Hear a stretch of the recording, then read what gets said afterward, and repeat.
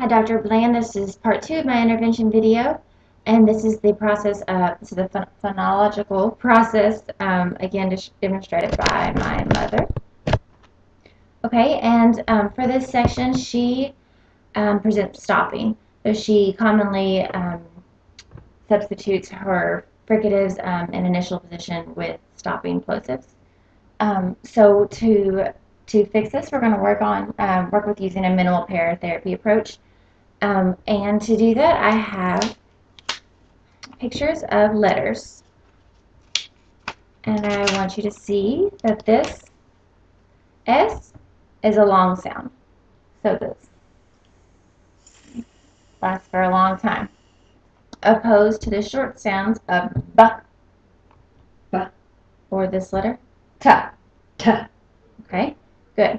And using letters along with the sounds helps when they begin reading if she was a younger client, and helps tie it into their everyday usage. Okay, so again, to visualize this, you can, we're going to use this piece of paper, and with your hand, you're going to show me the long sound, long S sound. Good. That is the sound we're working on, and you notice how long it is opposed to the B or T. Can you do those? B, T. Very good. Okay. Next, to make sure that my client knows what receptively that I am speaking of, opposed to just assuming she doesn't know it and that she's producing it incorrectly before we work on expressive, I'm going to ask you to pick up the item that you would pack your lunch in. It's sack. Good. And these are just pictures I printed off from the internet. Okay. So point to the item that you would walk on. Sand. Good. Okay. So if she wasn't so good at producing them already, then I would go on and say, that's okay. Then I would model the words after she pointed to them and ask her to imitate. Okay, so now, again, we're going to continue to check receptive skills.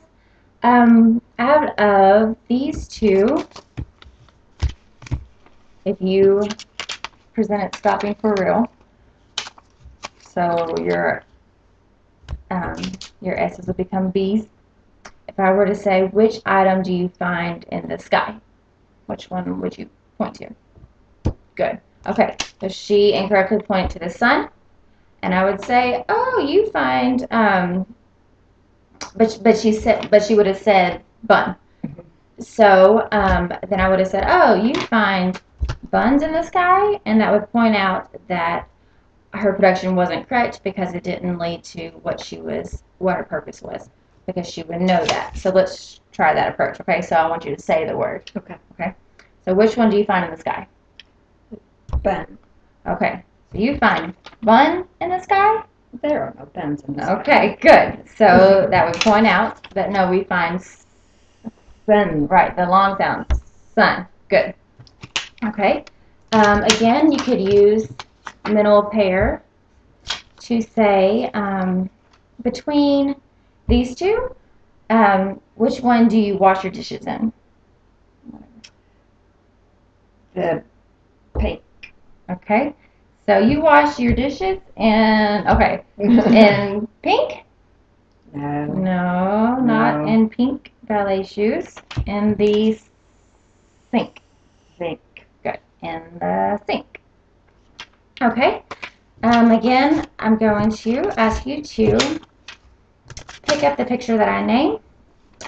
Okay, so we've used this. Pick up the sand. Good. The sand. Okay. Good job. And now pick up the sack. Can you say sack? Sack. Okay, now say back. Back. Good. Okay, so obviously we now know for sure that her receptive skills are adequate to work on expressive, which we also did a little bit simultaneously there. Okay, then to carry over the skills into usable situations, everyday life, we're going to use those words into sentences. So now I want you to say a sack. A sack. Okay. We're extending the phrase here. So a bun. A bun. Okay. Now we're going to get tricky. A band played. A band played. Okay, that's a wrong sound that we might have to work on later.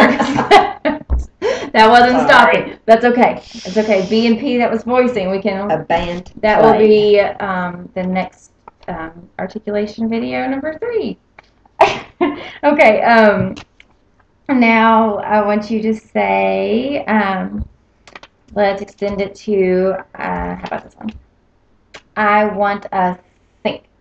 I want a sink. Okay, good. So point being that we would extend the words to go not only for generalization, but to be able to use them in context of the sentence as because a sound in initial position isn't always the same as when they present it in conversation. So that is all my video. Apparently we need to stay tuned for our sequel of voicing B's and P's. Thanks.